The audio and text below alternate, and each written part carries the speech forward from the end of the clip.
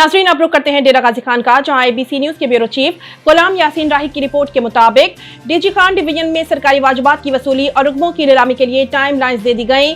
Commissioner doctor Nasir Mahmood Bashir ने revenue दस्तावेजात के गायब होने का भी नोटिस ले लिया। Commissioner DG Khan division doctor Nasir Mahmood Bashir की ज़ेर सदारत वीडियो लिंक इजलास मुनक्किद हुआ, जिसमें सरकारी वाजिबात की वसूली और रेवेन्यू मामलात का जायजा लिया गया। डिप्टी कमिश्नर और मुतल्लिका अफसरान शरीक थे।